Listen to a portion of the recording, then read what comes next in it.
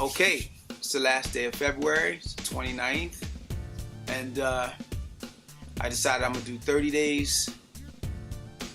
30 days of talking about Discombobulatorbubalator and related things for 30 years of the birth of Discombobulatorbubalator, the month that I actually took records and put them in the record stores for people to purchase.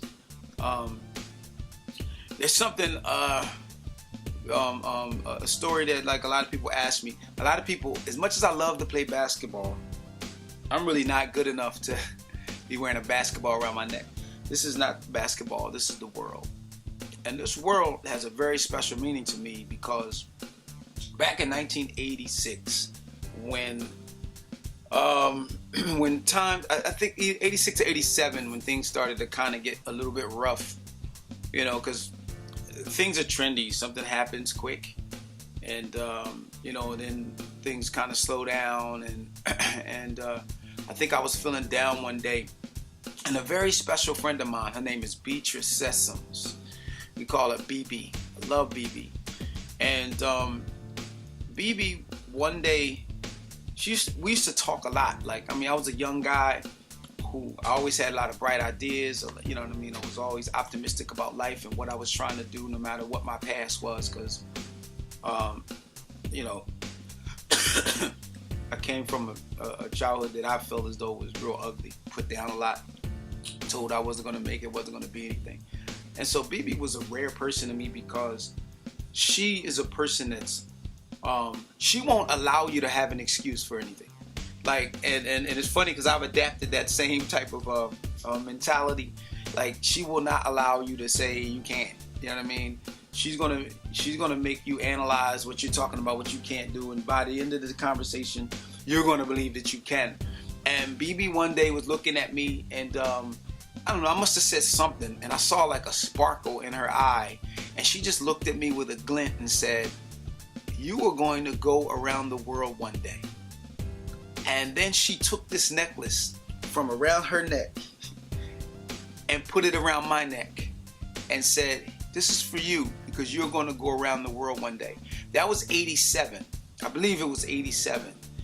In 1990, at the end of 1990, is when I got the call from MC Hammer to come and help him produce some of the artists that was on his label, as well as write some stuff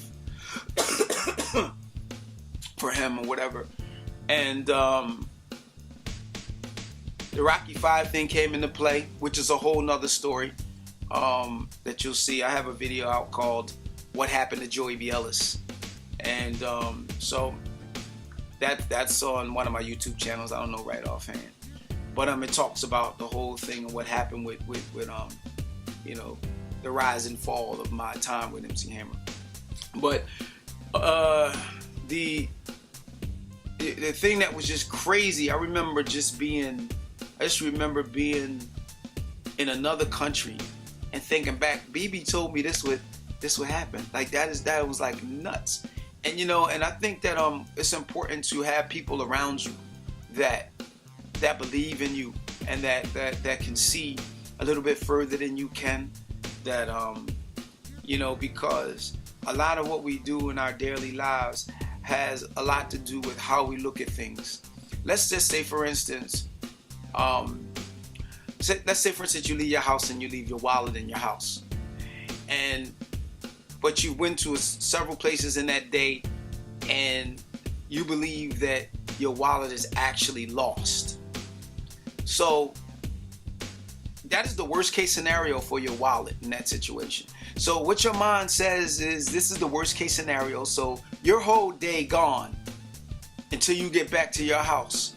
You're a nervous wreck, you're feeling bad, you're feeling upset, you're thinking about the new license you gotta get, the new credit card you gotta cancel, all the things you have to do as a result of losing your wallet. But the interesting thing is you didn't lose your wallet. So you spend a lot of negative energy thinking the absolute worst. You know, and it's like, that same energy applies if you think the absolute best.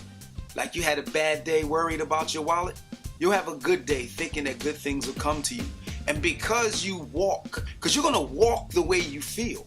So you leave out and your whole day is wrecked. Like, oh my God, I'm thinking the worst. Where it might be rational to think the worst because, you know, but if you could just pull yourself together long enough to think the best, then you can walk through that day in a mind with a mindset that like things are going to be great. I left it at home. It's not a problem, you know. And that her giving me this world showed me it was a person that wasn't like, we weren't boyfriend or girlfriend. We wasn't like, she was practically a stranger. I mean, we were working together on record stuff, but she was practically a stranger. How many strangers will grab a gold chain from around their neck and put it around yours and say you're going to go around the world one day? And man, I walked out like thinking the very best. And so that kind of thing was amazing. And it happened to me twice. It happened to me twice. There was a brother named Mario. Mario told me one day, he said, man, you're going to be a star. And he gave me a gold bracelet. And my heart is hurting because I don't know where the hell I lost it. Lived in so many different houses. I don't know if somebody stole it from me or whatever. But thank you, Mario. Thank you, BB. And this world has been around my neck. If you watch my Go For It video, I got this world around my neck. And this world and BB and that enthusiasm took me to 13 countries, 33 cities in Europe.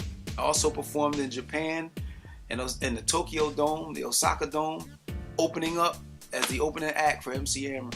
And so, you know, so that's my story for the day. Is just the way your mindset.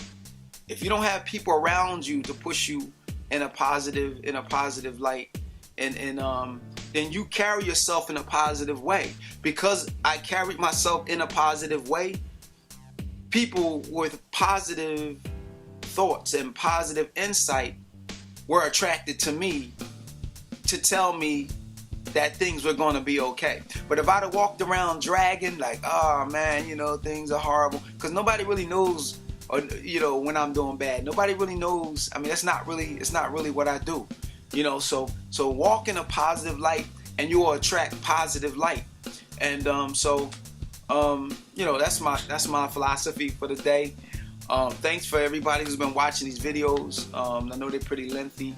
And like I said, this will be the last time that I'll do this. I'm going to try to find footage from my 20th anniversary. We had a show, it was our 20th anniversary, and down the bottom. If I can find some footage from that, I'll play that stuff tomorrow. But I love you guys. Walk in a positive light, man. Just believe that just believe that your wallet is at home. Just believe that the things that you're trying to make happen are going to happen, and you're going to walk different.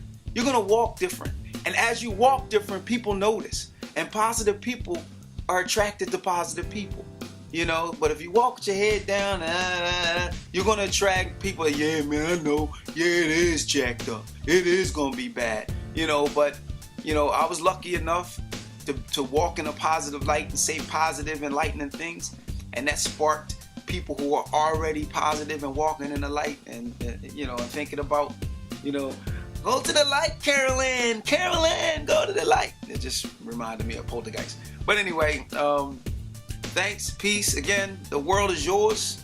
Believe it, and it's yours. You know, it worked for me.